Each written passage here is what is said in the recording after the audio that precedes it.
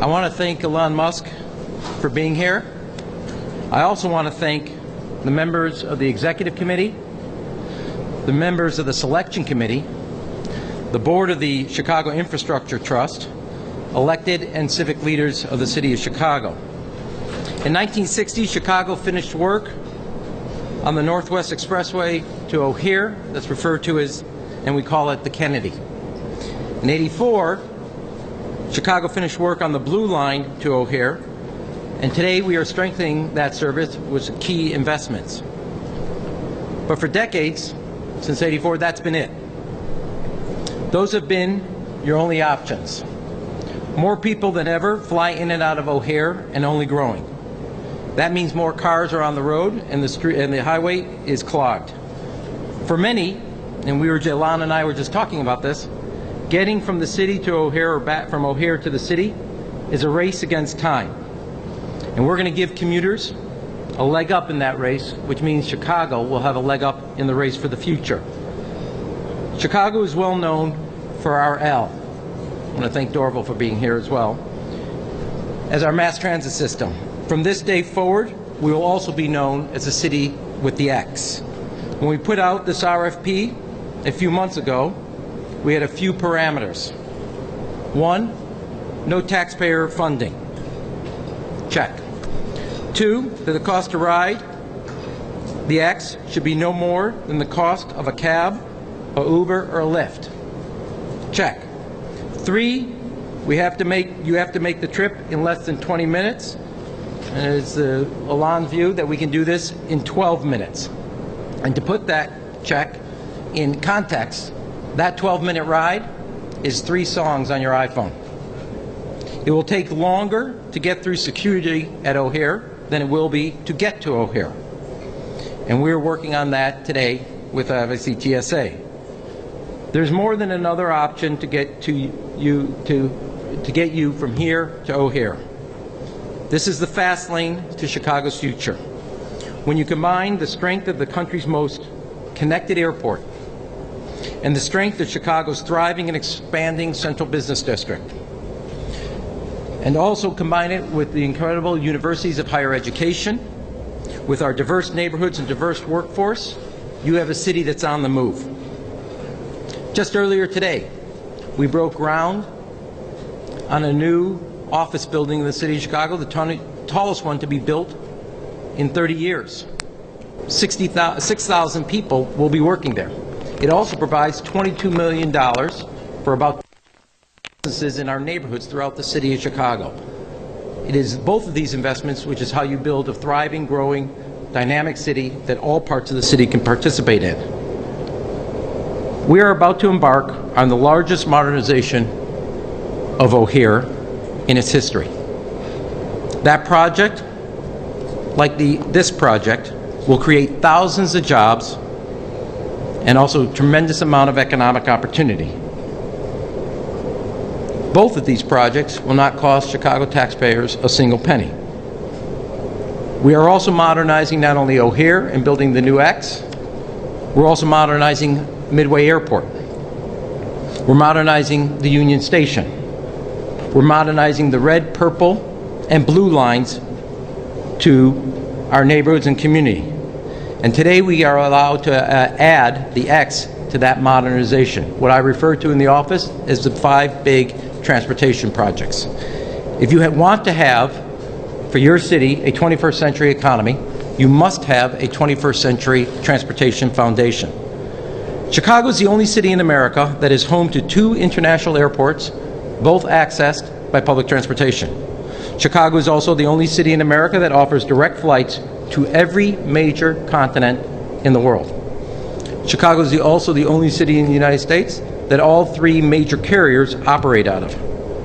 That is a tremendous advantage. This plan further sets Chicago apart from the competition. It builds on our legacy of innovation, and it builds on our legacy of invention. It builds on our global economic leadership. It builds a better bridge from Chicago to the world and the world to Chicago.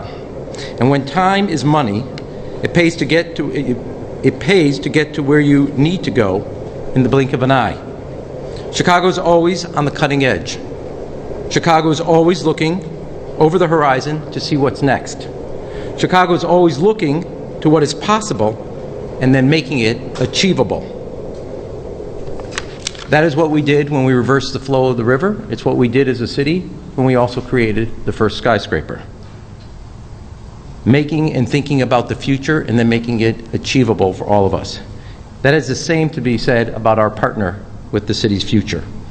Elon Musk is one of the great engineering minds of our time. He is one of the great business leaders and entrepreneurs of our time, and he's one of the great visionaries of our time. And because Elon Musk is also planting his flag in Chicago, I wanted to present him with the Chicago flag as a gift. And then before that,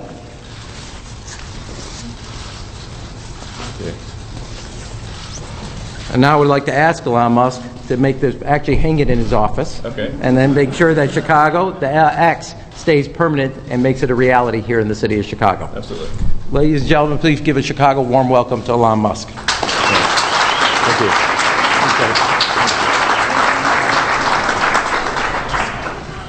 All right, well, we're super excited to do what I think is going to be a groundbreaking technology in one of the greatest cities in the world.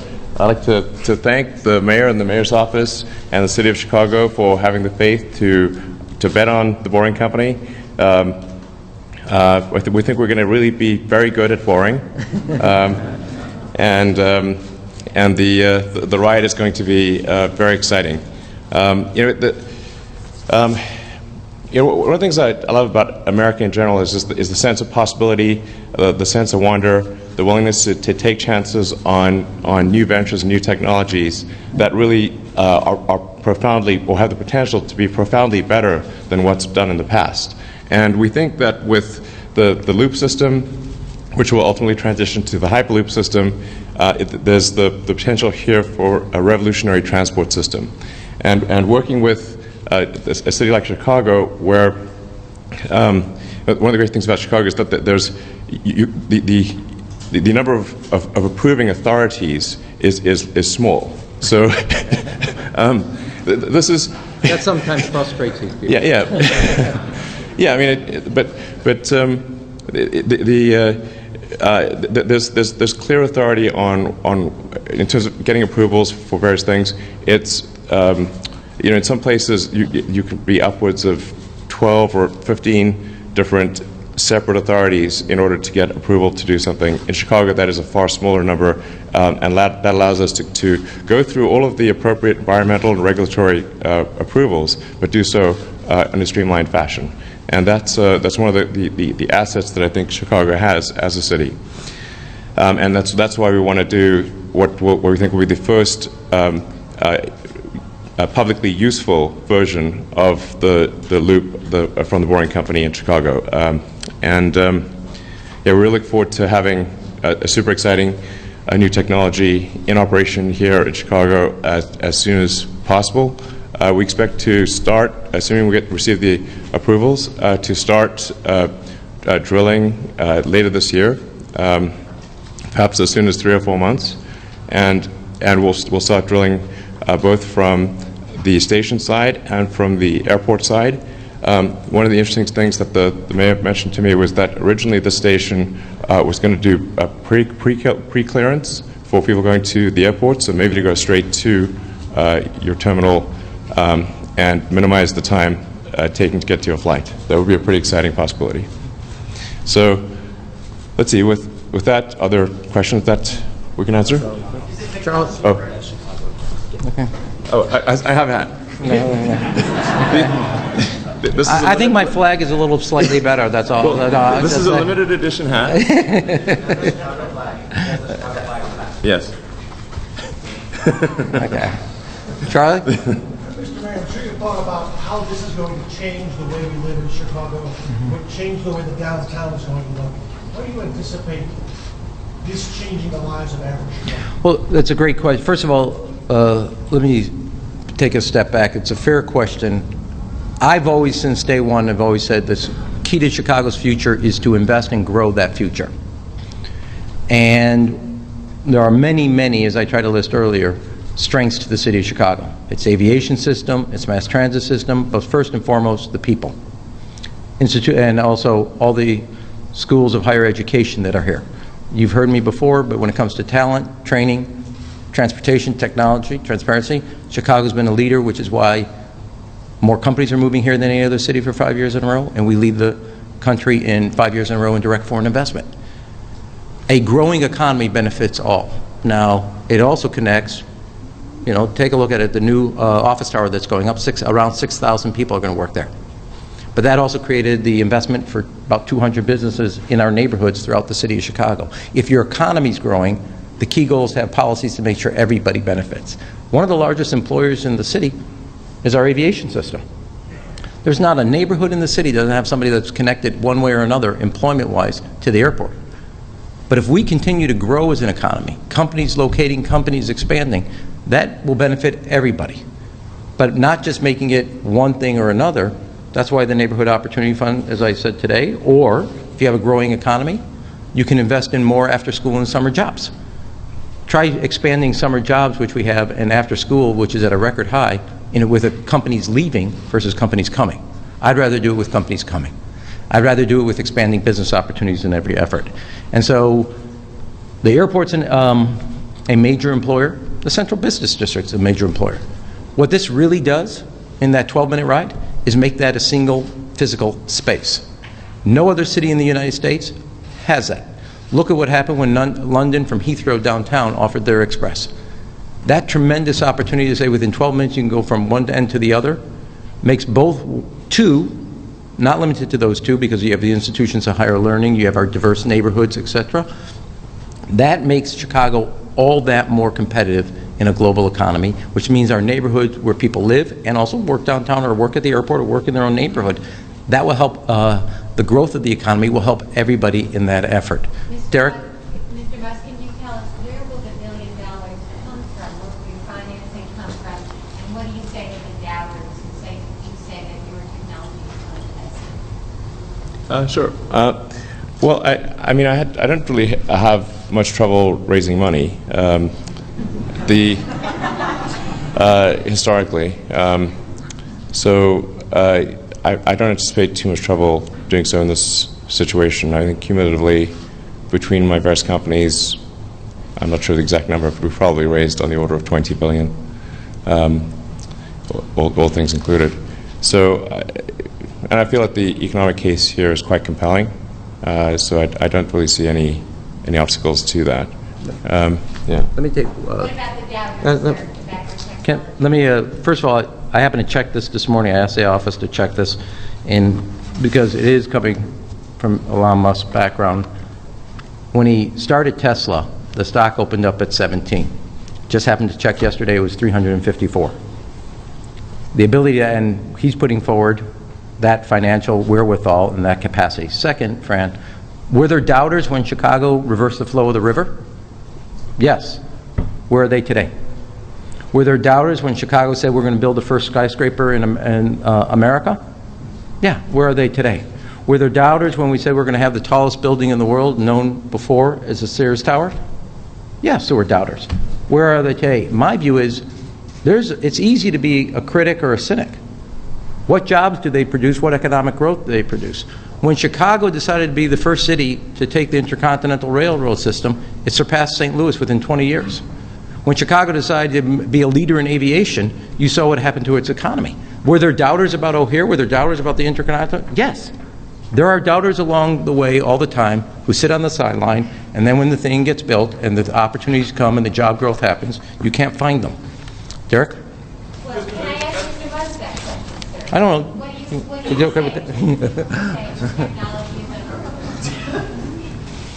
You say the answer was pretty good. Yeah, I mean, I thought the mayor's answer was spot on. I Can I have some Yeah. stock? mean, yeah, I mean, yeah, I mean, it is. I mean, I do think that there is a role for doubters. People should question things, and it shouldn't be taken as a given that things are going to work, because often things do not work. But I think if you look at someone's track record or company's track record and what progress has been made, it's reasonable to extrapolate into what they would do in the future. And, you know, I've done a few things in my background that I think are pretty tricky. We started SpaceX from scratch. Now it is the world's leading launch company, recently exceeding Russia, China, and Boeing and Lockheed combined. Now has the most powerful rocket in the world.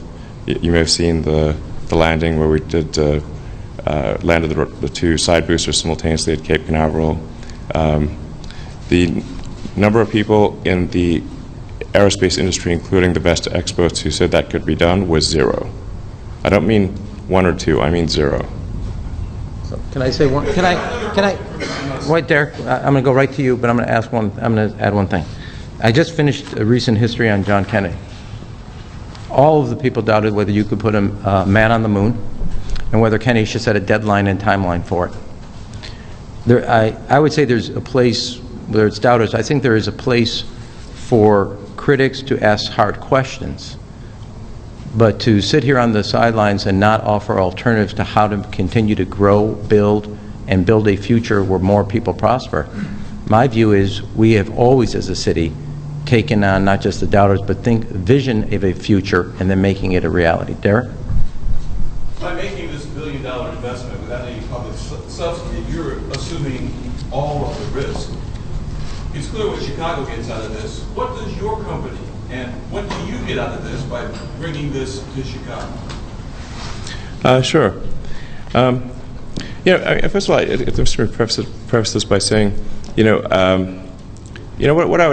what I would ask is that this is a difficult thing that we're doing. It's a hard thing. It's a new thing, and I'd hope that you cheer us on for this. Because if we succeed, it's going to be a great thing for the city, and if we fail, well, I guess me and others will lose a bunch of money. So it's not yeah. Are you saying that Chicago is giving you the opportunity to test this technology and make it a reality on a large scale? Chicago is giving us the opportunity to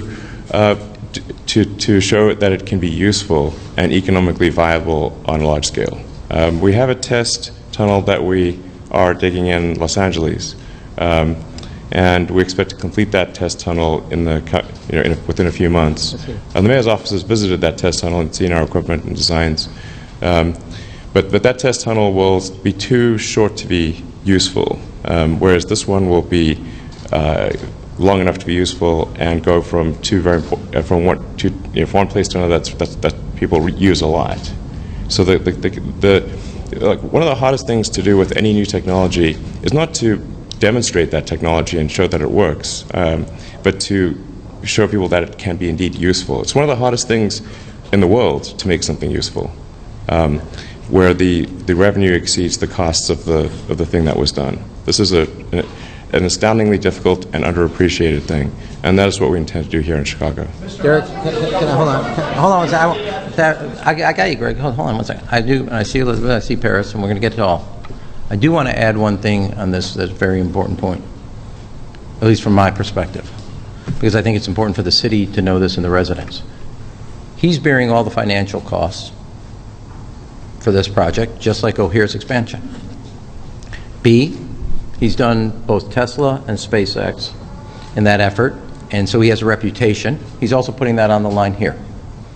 For the city, if it works, we have the tremendous opportunities of what economic growth and job creation that happens here in the first city and the only city for a long time in the United States that will have direct service between O'Hare and its central business district within 12 minutes. And when you look for, as a mayor, he does it as an entrepreneur and a businessman, at risk, he's bearing the cost, his reputation, we get the upside with no financial risk at all in that project. And to me, those are the right things to do. Greg, I saw you, so I'm going to go Paris, Elizabeth, then Greg. Paris. So, Mr. Musk, is the boring and the loop technology where you want it to be to get this ready to start in 3 or 4 months? Oh yeah, there's no problem for us to start. From a technical standpoint, we'll be ready to begin boring in about 3 or 4 months, provided the regulatory and environmental approvals are done in that time frame. So essentially, as soon as the regulatory environmental approvals are done, we'll be ready to begin tunneling. I feel very confident that the technologies that need to be solved here are, while difficult and new, are significantly less difficult than say what we do at SpaceX or Tesla. And in fact, we will be using some technologies and engineering talent from SpaceX and Tesla to make the system work as well as it possibly could. For example, the pods that will be in the high-speed pods that will be in the tunnel will be made by Tesla. So that's, I think, something where we've got the most advanced electric vehicle and autonomy technology in the world, and then we can apply that to operating in this tunnel, and that gives us a significant advantage. Here's how we go. Elizabeth, Greg, and John. Two quick questions. Earlier you said that it would transit down a public system. What do you mean exactly? That it would affect other cities? That it would go faster? How would that transition work? And then secondly, is one of the reasons to keep the speeds at 150 miles per hour less to avoid extra regulation? Well, you know, on the speed front, we could. There's not really an objective limit to the speed, but I think 12 minutes versus 11 minutes.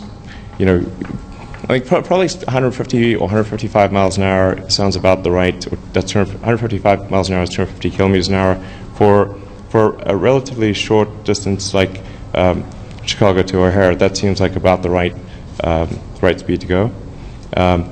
But once you want to go, say, between cities, the mayor was talking about the Intercontinental Railway. I think once you go from long distance, say from Chicago to New York, that's where you'd want to make use of the Hyperloop, which would then use a vacuum tunnel and pressurized pods to transport at very high speeds, faster than an airliner, between cities. Greg? And one could connect to the other. Sorry. Sorry? Go.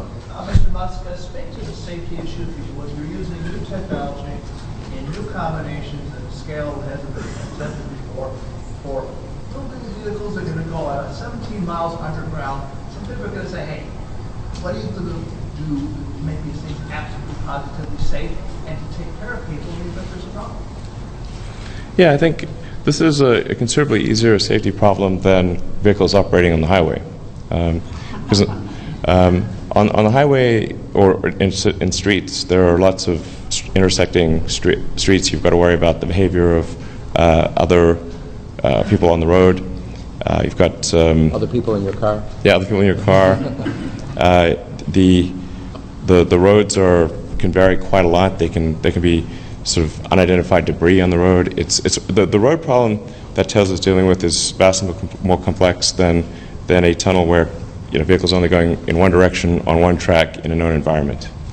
So it's a vastly simpler problem than dealing with public roads and highways. Mr. Musk, will you be using union labor on this, and do you believe that this will be operational within 12 to 16 months after you start digging? We do intend to use a combination of union and non-union labor. And I was just actually talking to my team, of the subcontractors, 12 of the 15 are women, minority, or veteran-owned. How soon after you start digging will the operation? This is hard to say.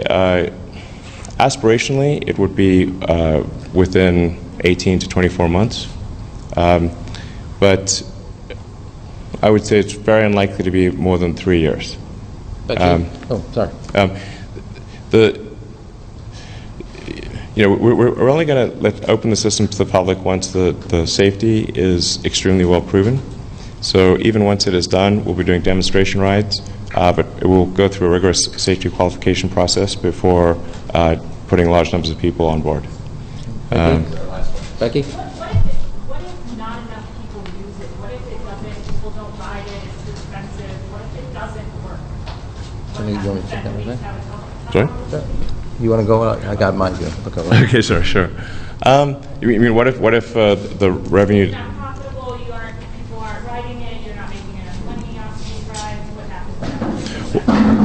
Well, I think it's very unlikely that it's very unlikely that it wouldn't be able to make up for its operational cost.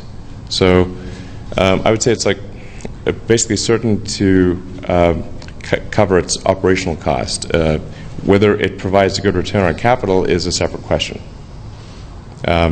There's some risk that it does not provide a good return on capital, but I think there's almost no risk that it does not, that it cannot handle its daily operational costs. Let me beg you then, here's how I look at it for the city. One, we're adding another choice, a competitive choice. You can take the Blue Line, you can personally drive and park, you can take either a rideshare or a taxi cab, and now you'll have the X. And you can make a choice based on time and money, but we're giving everybody an option of what they want to pay. Second is, if it doesn't get built, there's also a cost associated with it. Now, I happen to think the expansion of O'Hare and modernization, both O'Hare and Midway, the blue and the red line, are key, and Union Station are key for Chicago's future, as I do believe this. But I think we can all know here it doesn't require between journalists, public official, or entrepreneur, or civic elected officials. We know what happens if we have just the options that are available. But when you think about the future and you think about the economy and you think about where we're going, the fact that Chicago could be the first city not only with a best connected airport, but a new Global Alliance terminal, and also the capacity to get from one end to the other in 12 minutes. You think of all the opportunities in that effort. I don't consider that a losing proposition. I consider that a winning proposition for the city. And I do know, since I spend some time recruiting companies, a modern transportation system, both public as well as aviation, incredible universities that are doing cutting-edge research, incredible talented workforce, a very livable city, and a workforce with the greatest work ethic in the United States. Chicago's competitive edge is unbelievable. This will add to it and give us a cutting workforce with the greatest work ethic in the United States. Chicago's competitive edge is unbelievable. This will add to it and give us a cutting edge that helps us can maintain and build the commanding world-class economy we have in a very competitive world economy. Thank you. No, I told you, O'Hare modernization and this are all going to be bared by either people that fly out of O'Hare or, in this case, Elon Musk and his company. We get all the upside, which is all the jobs and economic opportunity that come with it.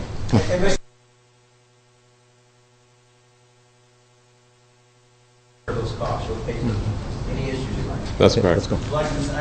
Thanks, guys. I'm a big fan of the letter X.